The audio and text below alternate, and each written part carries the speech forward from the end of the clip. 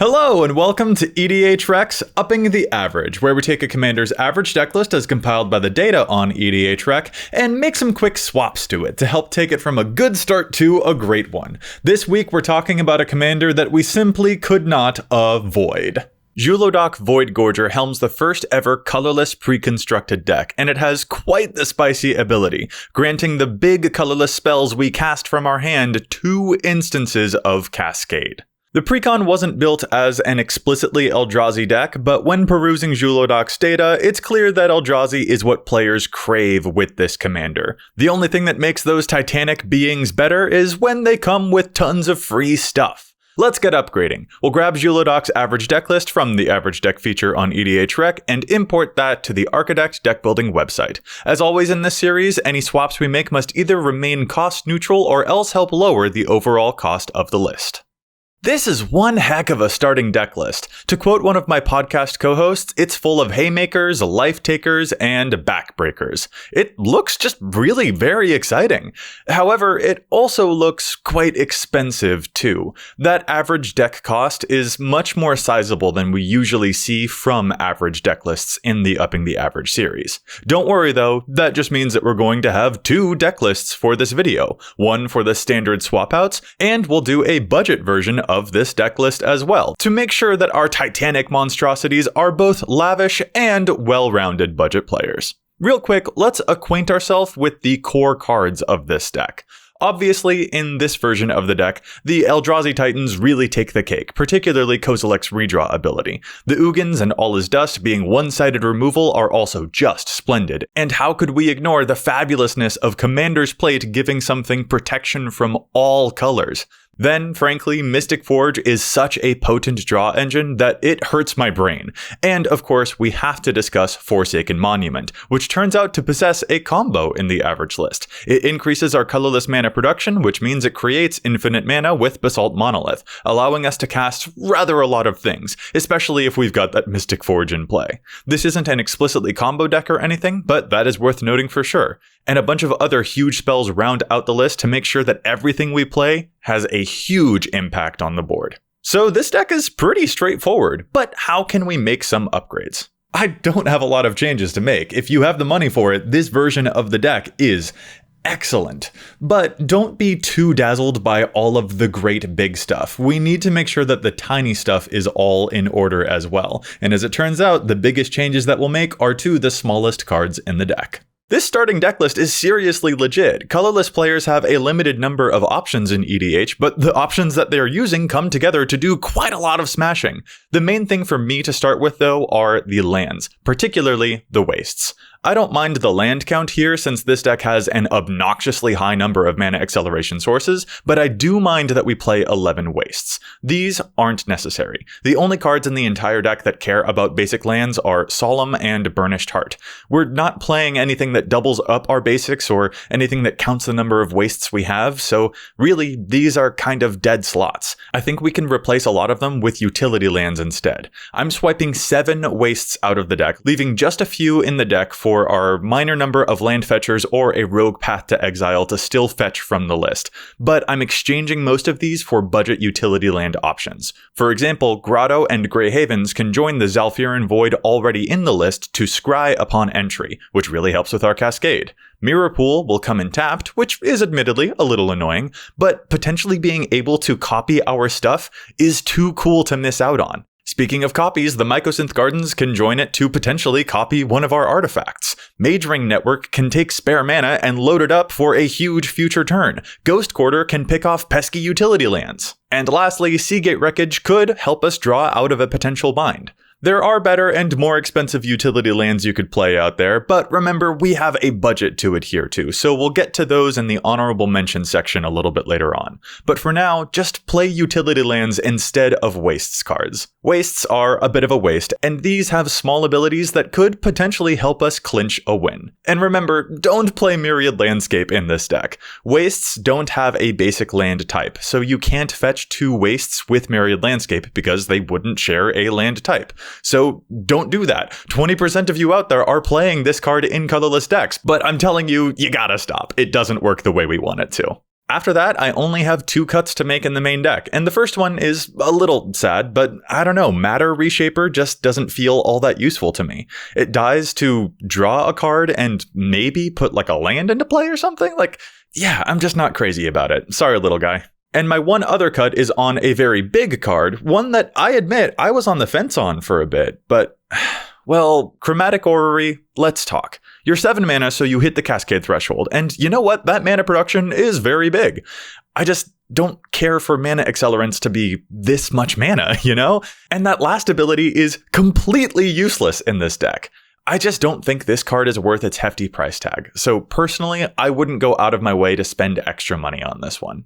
Instead, I think we'd be well suited to use a simple Soul Talisman. This card doesn't go into just any deck, not by any means, but when we're cascading this much, it's pretty awesome to hit another version of Sol Ring and get a 2 mana boost to help us cast all of our other 10 mana spells. And my final ad is a wily little card, Kolfanor's Urn. Whenever our big creatures die, they can be stored in the urn, and if it captures enough of them, they'll all burst back out again. This is terrific wrath insurance for big beasties, and this deck has a lot of big beasties. Play it once and watch your opponent's faces fall as they realize that their answer to your big board isn't going to work out after all. That's all for my swaps, but there are lots of directions you could take some more expensive upgrades for this deck, especially with the lands. Honestly, there are too many to name, though I think Command Beacon and Plaza of Heroes are especially prescient. This is the deck where utility lands get to put in a ton of work, so go ham with them. And I'll also shout out some top deck manipulators too. Scroll Rack and Sensei's Divining Top are expensive cards, but manipulating the cards you cascade into sounds pretty bomb to me. And finally, if you have the money for it, Cityscape Leveler is extraordinarily good. I've seen this card in games twice, and good lord, it's messed up. This would be the perfect deck to make use of it. Those are the official swaps, and you can find the deck list linked in the description box below. But we're not done yet. We've got a budget version of this deck to make. Technically, the cheapest version of the deck is, the pre-con deck that Zhulodok came in. The contents of that deck are currently going about $142 right now, but, those prices can certainly shift around and change. And it's difficult to say exactly how much people are really paying for that $142 and all of that, because different stores are selling these pre-constructed decks for different amounts. There are inconsistent MSRPs and stuff like that. It's kind of sucky that free-cons in general have been trending more expensive. But yeah, that financial talk is not really what you're here for, right? What you're here for are deck upgrades that don't break the bank in half. So by the time that we get to the end of this version of the deck list, hopefully it will be looking a little bit more in line with a modest pre-con deck upgrade. And so that way anyone who's starting from the average deck list or who's starting from the pre-con deck list can still feel like these upgrades will help them kick a bunch of butt. We're cutting anything over $10, which happens to be a lot of cards. Normally in this series, we see a deck where there are only 5 cards that are over $20, so cutting just those 5 cards often cuts the price tag of the whole deck in half. That's not the case here. This starting list contained a Mana Crypt, which is over $150. Just cutting out that one card does cut out a fifth of the price of this deck all on its own. But a lot of those big Eldrazi were over $20 or $30 too. We're going to end up cutting something like 18 to 20 cards. These colorless cards are pricey because so many of them can go in just about any deck out there, and that demand is significant. It's okay though, we'll be more than fine without them. You don't need expensive Eldrazi in order to play colorless decks well, and you don't need pricey lands to make the deck work either. Let's tackle this in sections. First, we lost some lands like the Ancient Tomb and all them, and as replacements, I propose a few of these. Their utility is smaller than some others, but they have the potential to help out in small ways that can really add up. 1 extra mana off of the Crystal Vein or 1 extra cycling effect could really save our bacon in some games. And if we manage to Tyrite Sanctum our commander into an indestructible god, well, that's just awesome. Next, we lost a small number of mana acceleration cards, so I'd like to replace some of those. Liquimetal Torque is my favorite mana rock maybe ever. It's very fun to politic with other people's artifact destruction effects and all that. And after that, I want to get a flexible mana rock in here, the Skyclave Relic. It's a lot like Everflowing Chalice, which is already in the main deck. It's a variable mana rock for whatever stage of the game we need it to be. And crucially, you can play kicker costs if you happen to cascade into one of these. And that's pretty neat too. I like rocks that can help us early and which can do a little bit more later on.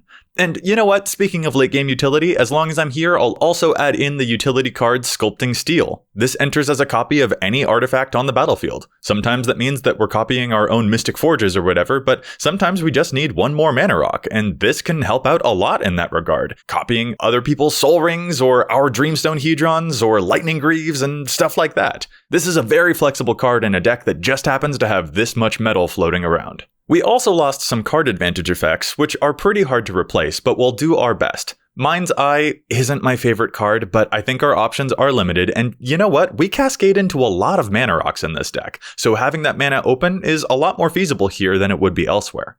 I also like Sandstone Oracle in this deck more than I like it in others. It's been around for a long time, so I think we all know that it's not necessarily reliable, but in this deck, where we play a butt ton of mana rocks to power out a bunch of huge creatures, and also where this 7 mana creature will get us 2 cascade triggers, well, for a budget option, I'm actually all about that. And we'll move from the Sandstone to a Brainstone. That's another one I've just gotta get in here. We cascade so much in this deck, so how about we put like a 5 and a 6 drop on top of our deck and then cast a 7 drop with 2 cascade triggers from our commander? We can get up to some really annoying nonsense if we play this one right. And my last addition for the card advantage section, and this one's weird, but hear me out, I think Wondrous Crucible is really good here. 2 cascades, that's awesome, and then every turn it will mill us for 2 and then cast a random non-land card from our graveyard. Maybe it will just get us back mana rocks, but maybe it revives, I don't know, huge 8, 9, and 10 drops. It gives us a little protection, it gives us a consistent flow of card advantage at the end of each turn, and again, it's 2 cascades with our commander in play. Take a chance on this one, I promise, playing it feels a lot better than you think. In the great big budget culling, we lost some removal effects, so I'm inclined to get a few others in here. I know people probably expect Scour from Existence or Spine of Ishsaw, but I don't like paying 7 mana for pinpoint removal, and this deck doesn't have a lot of sacrifice recursion that would get back stuff like the Spine of Ishsaw, so I'd prefer if we can get cheaper or repeatable options, preferably that we can cascade into instead. So for that reason, I'm inclined to try out some of these. Steel Hellkite is repeatable and it works well in a deck that has mana to spare, and the Wand is bonkers annoying to opponents. Like, what are you gonna do when we have this sitting in play? Cast your commander?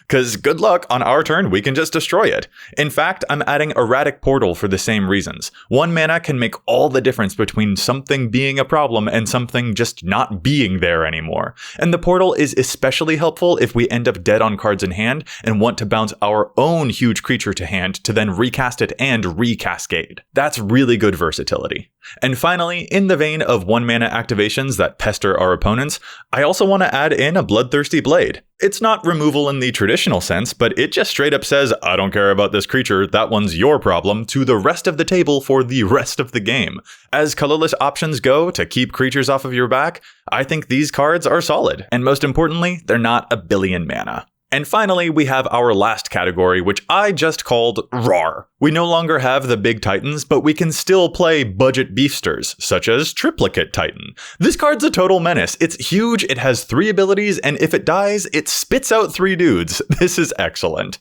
I'll also shout out Metalwork Colossus too. We have a lot of mana rocks in this deck, so this thing is usually only like 5 mana to play, but we'll still get to cascade off of an 11 mana spell. Don't look at this card as just a 10/10 with no keywords or whatever, it's a 10/10 that also comes with a bunch of other big stuff too, and then we can just go smash. And after that, did you know that Kaldra Complete is only like $2 right now? I'm never happy when one of my opponents plays this card. Like, it's so awful to see this card across the table from me. And it's even worse when it comes with 2 cascade triggers, and it grants indestructible too. This card's wild. Let's get these beef sticks into this deck so that we can keep smashing those life totals.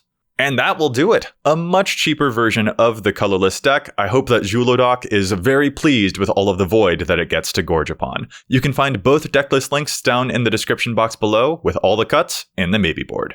I hope you've enjoyed your tour through the Blind Eternities. Don't forget to click all of the engagement buttons that make the internet real happy. And don't forget to tell your fellow colorless players any tips or cards that you like to use in your Zhulodok as well. Leave that down in the comments below, and we'll Eldrazi you later.